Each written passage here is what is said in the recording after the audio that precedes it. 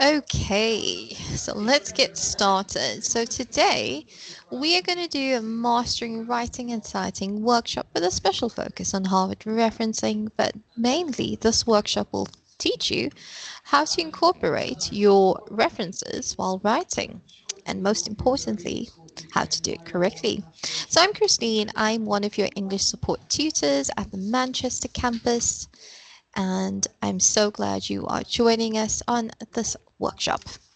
Okay, so let's get into our introduction. So writing and citing are basic essential academic skills. It helps you effectively organize your research and can make the process a lot smoother. Now, generally, you could be using Harvard referencing. If you are not using Harvard referencing, some of this workshop will be applicable, but not the referencing styles. So let's put that aside. But generally, Harvard referencing is a standard citation style that's used in the UK universities, and it's known for its simplicity and clarity. So when you look at Harvard referencing, you know exactly Harvard referencing has been used in this assignment or this academic work. Now, the point of this workshop is where it comes into focus about keeping in track all of your references, okay? Because with all academic work, we need multiple sources of information and we need to keep track of that. So let's get into the nitty-gritty of this presentation. This presentation will use a Harvard-style reference to explore practical methods for managing references and including in-text citations and complete reference lists. We will also integrate reflective tasks and interactivities to enhance understanding and offer you a practical checklist to guide you through your writing of your assignments. And point 3, by focusing on both practical and reflective elements, we aim to make sure that writing is more accessible for you and more structured with fewer last-minute corrections. So let's get into it. I have an interactive task for you and want you to think about your previous writing experiences. Have you ever faced challenges with citations or keeping track of your sources? What strategies do you currently use to organize your notes? So if you are like me, I would read up tons of sources and I would start writing, I would paraphrase it, but I wouldn't keep a complete list of all the sources. So that led me to last minute scrambling around, checking my history and my browser, trying to find all of these. So if you identify with me, then this is the workshop for you. All right, so let's get into the importance of in-text citations. What are they? Why are they important? So in-text citations are essential for maintaining academic integrity. They acknowledge the source of information, they credit original authors while allowing your reader to verify your claims. So the reader in your case, most likely than often, will be your lecturer or lecturers that are grading your academic work. Okay, so let's look at the Harvard referencing style. It uses author date format. Basically, author and year. For example, regular note taking improves productivity, and that is by Jones. That was published in 2021. And therefore, we add in our citation at the end of that sentence. So when we are quoting directly, include the page number, Jones, year of publication, and page the quotation is from. So what are some of the purposes of in-text citation? In-text citations serve two primary purposes. They validate your argument, they strengthen what you are trying to say, they support it, and most importantly, they prevent plagiarism. We want to avoid plagiarism on all costs. Okay, so as you write, you must integrate your citations naturally into your text. So your citations should be a part of your writing process. They shouldn't be towards the end, like me, when I used to previously look for all my citations and scramble to put them in at the end of the sentence. Rather, integrate both writing and citation going together. So, interactive task for you, self-reflection. Please reflect on a recent work of writing. Did you struggle to incorporate in-text citation smoothly? If you were like me previously, that could be the case. But if you're not, well done. And how could you improve this process? I want you to think about all the ways you can collate your in-text citations with your writing. So they should be together. Always think of them as helping hands, never far apart, always close together. Now, another part of organizing your notes and keeping your references in check is to make sure you start to do this early, okay? Onus word, early. So why organizing your notes early matters. Speaking from past experience of me scrambling around, that's what used to happen. I would write my notes, I would paraphrase, and then at the last minute, they'll be like, I need to find all my citations. So don't be like Christine. Get your notes early and cite them. So writing becomes significantly easier when you organize your notes early in the research process. Keeping track of your references while reading prevents the last minute rush to find sources. Don't be me. So by recording your full citation details from the start, you will save time, avoid errors later. Without proper organization, important details may be forgotten or lost, resulting in incomplete or incorrect citations. So if you have attended our effective note-taking and active listening workshop, you would know how important it is to structure your notes and to keep them together. Okay, so some of these ways you can structure your notes is digital or manual, such as Evernote, Google Keep, or manual as in just writing it in your books. So it will help you to manage large amounts of information. So here's a self-reflection checklist for yourself. Do I take notes during reading with full reference details? So if you were reading to get background information or to source information to support your argument, are you writing down the full reference details? Also, have I been consistent in noting sources?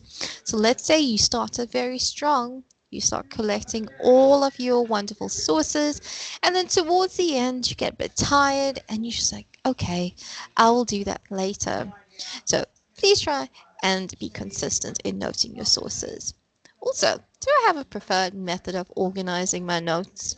So if you lean towards writing them down manually rather than a digital note-taking source, that's what you could use. So find your preference, see which works for you, and also if you can integrate them both together, that would be the best. So reflect on how you currently organize your notes and how it impacts your writing process.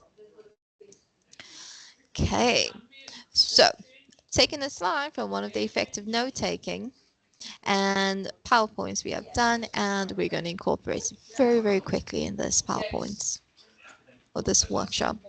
Effective note-taking strategies. Effective note-taking is crucial for keeping track of information you will need later. Digital tools like Evernote, Notation, and OneNote allow you to tag and organize notes by topic, making it easy to search for references during writing. As you read, include Harvard-style reference text, style in text. Example, it's literally author and year publication directly in your notes. By grouping your notes together by theme or argument will make it easier to structure your writing logically. Manual note-taking is also effective but requires diligent organization, such as using color-coded notebooks and flashcards. You could also find online tools that could help you to organize by colors, by flashcards, and adding in notes. So, a little bit of an interactive task for you. Find an article you have read recently and take notes that include in-text citation details. Reflect on how easily these notes could help you during writing. Digital tools. Some of us love them, some of us loathe them. Which group do you fall in? So if you use digital tools to track your notes and references, this is a slide for you, okay? Or if you want to try to use a digital tool, listen on. So digital note-taking tools exist, and they are examples such as Evernote, OneNote, and Notation, and they can be powerful tools for organizing your research. These tools allow you to store, tag, and search your notes quickly, making it easier to manage a large volume of information. So, when taking notes, always include the full citation details such as the author, year, and page number, and to avoid to backtrack later. Some tools even allow you to attach PDF articles or web links directly to your notes. Okay, so let's continue with using digital tools to track notes and references. Digital tools such as Evernote, OneNote, and Notation are fantastic for your research. And here is a quick checklist for your digital tools. Can I tag and search for notes by topic or theme? Do I consistently include in-text citations in my notes? Is the tool easy to access and integrate in my writing process? So these tools allow you to store, tag, and search notes quickly, making it easier to manage a large volume of information. When taking notes, always include the full citation details such as author, year, and page number to avoid backtracking later, as in going back into your notes, trying to find the relevant source. Now, creating in-text citations while writing. How can we do that? Both manual and digital note-taking have their pros and cons, and the method you choose should suit your working style. Manual methods such as writing notes in notebooks can help you engage deeply in material, but they may become disorganized over time. Sticky notes and flashcards are great for sorting ideas, but can be cumbersome when managing large volumes of information. Digital methods, on the other hand, allow for easy searching, tagging, and storing of notes. You can access them anywhere and even integrate them with citation management tools. So, here is a self-reflection task. I'm very big on self-reflection. I think it's important for you to reflect on yourself, think about your goals and what you possibly want to achieve, and then is the action of how you will achieve. So, self-reflection task for you. Think about your own current method of note-taking. Which one works best for you and why? And How could you improve your organization? The importance of in-text citations. So, when writing, integrating in-text citations as you go along is crucial. You should insert the author's name and year immediately after summarizing, quoting, or paraphrasing. So please remember that when you summarize, you add its in-text citation. When you quote, you add an in-text citation. And when you paraphrase, as in rewrite information in your own words, we are adding an in-text citation. Harvard referencing is concise. It is open brackets, author, comma, year of publication for general citations. So if you were doing a direct quote, you would need the page number. So it will read as author, year, publication, and page number. So this practice not only supports your argument, but makes it easier to locate the full source. So, interactive tasks for you. Write a short paragraph, 100 words on any topic, and include 2 in-text citations. Shouldn't be too difficult. We can do it because we know this is how we add in-text citations. Reflect on how smoothly the citations fit into your writing. Do they feel natural?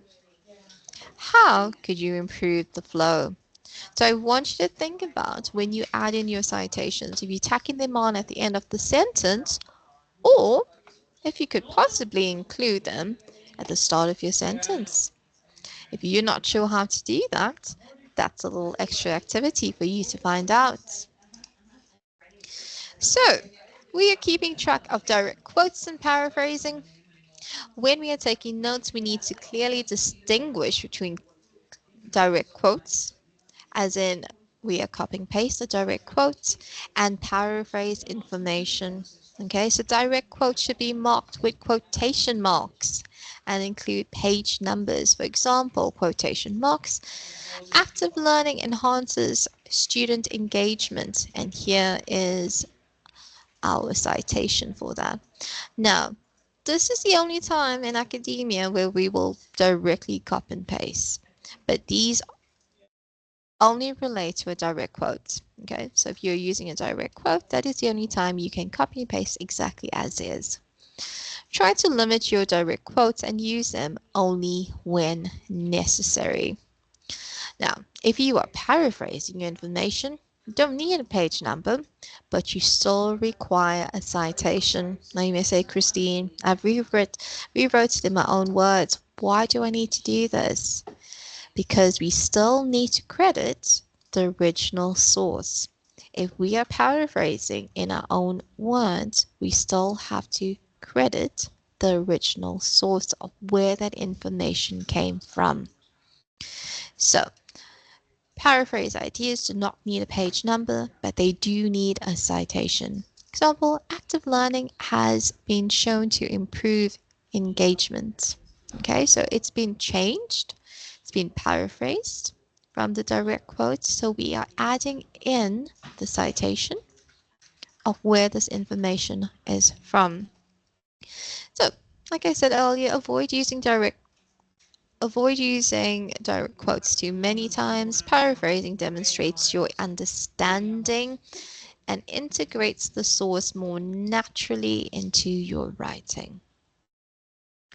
Self-reflection task. Am I more comfortable with using direct quotes or paraphrasing? What challenges do I face when paraphrasing? Can I improve my ability to express ideas in my own words? I've just come off a paraphrasing workshop, and I think this is something a lot of us as students struggle. The challenges of paraphrasing. It is a skill. It does take time to develop the skill. I will recommend that we use a thesaurus when paraphrasing to generate different words, and to also use the academic word list to swap out our informal or colloquial words for more academically sounding words. Okay, So now we're going to go on to our next slide where we are looking at tools for managing citations and referencing. So these are some of the tools we can use to incorporate in our writing. There are many more. Of course, use one that is recommended by your university, and these are a general guide. You are not limited to these, and you can choose one that suits your needs better. So, citation management tools such as Satora, Mentally and EndNote manage your references a bit easier. So how do they do that? These tools allow you to store and organize your sources, automatically generate in-text citations, and to create reference lists in Harvard style. Okay, so we want to make sure the process is a bit easier. One way of doing that is to get a tool to help us. Okay, so they integrate directly with word processors, making it easy to insert references as you write. As you are working on a long paper thesis, these tools are especially helpful for managing multiple sources. So here's a checklist for citation tools, and let's go through it together. Can I organize and store all my references in one place? Does the tool integrate with my writing software? Example, Word. Is it easy to insert in-text citations and format my reference list? Now we want to make sure that referencing is as easy as possible, so we can use tools to make sure it does that for us and gives us a bit of time. So let's look at an example of in-text citation integration. So integrating your in-text citations into your writing requires a balance between citing sources and maintaining a natural flow. For example, Smith. Now we're using the author's name at the beginning of the sentence, argues that extensive reading improves writing skills. Okay, so we have changed it a bit slightly. Rather than tacking on our citation at the end of the sentence, we are now moving it to the beginning, and the writer or the author is now our focal point. So we are starting our sentence with them. Okay, another way we could rewrite with changing our citation order is such. Similarly, Jones 2020 suggests that writers who engage in regular reading develop a broader vocabulary. So, do you see how smoother that process is? That sentence reads smoother. It shows you are able to incorporate your citations and it flows with your writing ability. So this method ensures that your sources support your arguments without overwhelming the reader. Okay, so little interactive task for you to do. Write 100-word paragraph integrating at least 3 in-text citations. Reflect on the process. So previously I've asked you to write in 2 in-text citations. Now I'm asking you to write 3. This paragraph can be anything. It could be about your day. It could be about a topic you'd like to discuss in academia. It doesn't have to be a formal writing activity. It's just to get in the habit of adding on your in-text citations to your writing and remembering they are happy hands. They are not far apart from each other. Whenever you write, you will cite. Okay. However, if you find it difficult to keep the flow of your writing going by using this skill, as in the new one where we are adding in the author in our sentence, we are incorporating the author, I would say try practicing. Make a note of that. Practice until you feel more confident. Okay. And how can you ensure citations don't disrupt your arguments? So you got to make sure it flows with your argument rather than interrupting it. Okay, so let's stay consistent. We have all our references. We have made a note of where they are. We want to make sure we are being consistent. So consistency is key when using the Harvard referencing style. Ensure all in-text citations match the full references in your reference list. The direct quotes always include page numbers, but paraphrased ideas do not require them. So if you are paraphrased, that's okay. Just add in the author and the year of publication. Regularly review your work to ensure the format of all citations is consistent. Double check that every in-text citation corresponds to a full reference. And here we go. We got a checklist for consistency. Have I used the correct format for all intake citations? Sometimes we may forget which format to use. Okay. Are all page numbers included in direct quotes? So if you have used a direct quote, you need to add in the page number. Do all my in-text citation match entries in the reference list? So sometimes you may have done a great job of adding in all your in-text citations, but then forgot to add them in at the end of your reference list. Okay? To make sure they match. Now, the reason why I like a good checklist sometimes is that it helps me when I'm getting started with an activity, when I'm getting used to a skill. This is a skill that we need to develop, and it will take time to develop. But if you are consistent and continue to practice, it will get easier. There will be a time where you won't refer to this checklist, but while you are starting and practicing your writing, use a checklist to make sure you have followed all the rules correctly. Okay, so managing a reference list.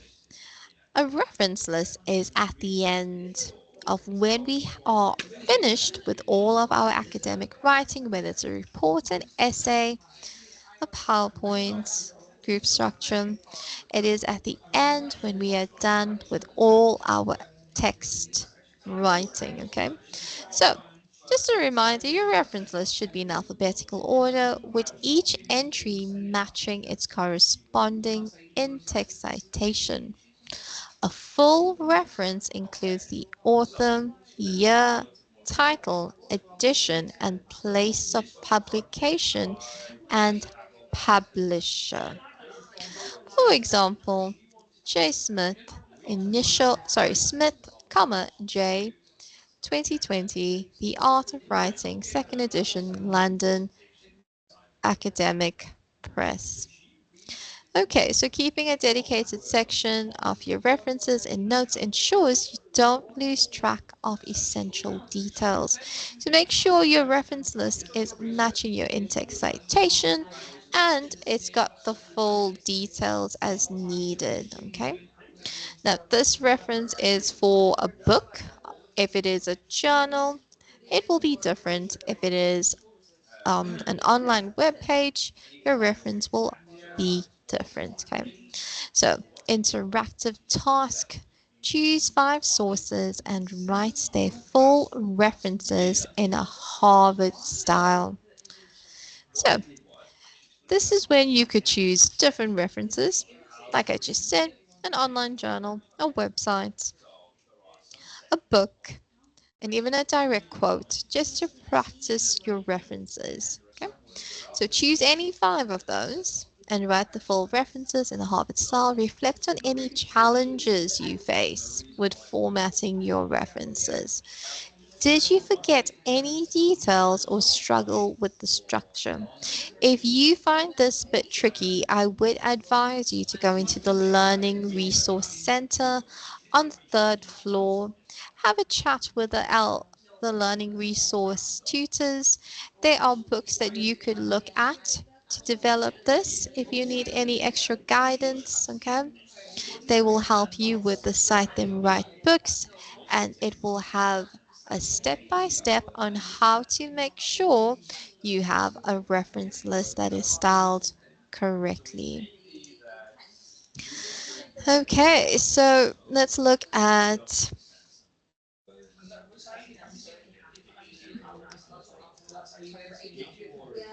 incorporating self-reflection into the writing process. So,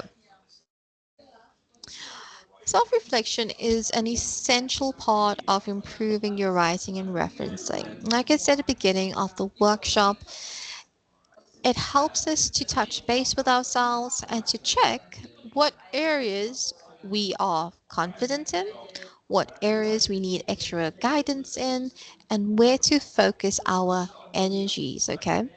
So, self reflective takes a few minutes, check in with yourself, and it is the great way forward. So, after completing each writing task, take a moment to review what went well. Okay, we had many tasks where we were writing, some we were incorporating two citations, three, the previous one that we just had was where we were choosing five sources. So have a look at what you found tricky or you struggled with. Now, this is also a moment for you to look at your citations. Are they organized? Are they correctly formatted? And by reflecting on these issues, you can identify areas for improvement and refine the process over time. Okay. So, self reflective chats. Apologies, this seemed to have moved. I want you to focus on, did I organize my notes effectively? Was I able to insert text citations smoothly? What challenges did I face in creating my reference list?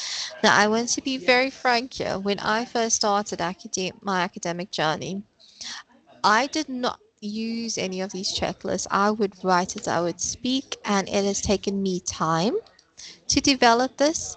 It has been a skill that has required consistent work and me looking at writing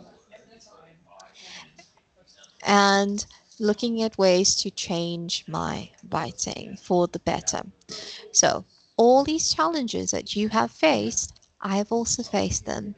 And I want to remind you, it may seem a bit daunting at first, but practice makes perfect. If you do it slowly and step by step, it will become a habit and it won't require you to put so much of thought into it. Okay, I wish you well, and I know if you keep practicing, you will be able to succeed in your academic studies. So, reflecting on each of these processes, did I organize my notes effectively? Can I insert citations smoothly? What challenges did I face in creating my reference list? Reflecting on all of these aspects will help you improve each assignment.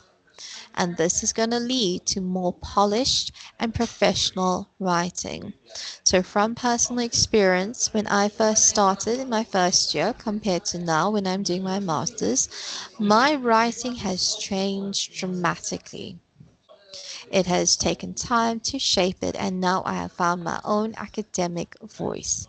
So, give yourself some time and some grace, and it will come with practice.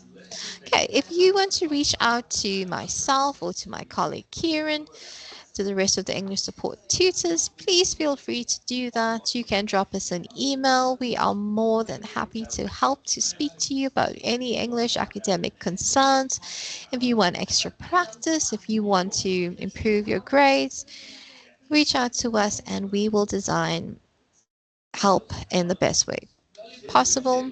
So some of the things you can reach out to us, or if you need assistance or guidance with your presentation skills, assignment skills, general academic skills, we offer in-person and online sessions. If you are not comfortable with coming by yourself, you are more than welcome to bring in a friend and they can sit in with you. Okay, so thank you very much for your time. I hope this workshop on focusing on writing and citing has impacted you and has led towards a greater understanding. Always remember, writing and citing, happy hands and helpful hands, always together and never far apart. Whenever you write, you will cite. Thank you very much and goodbye.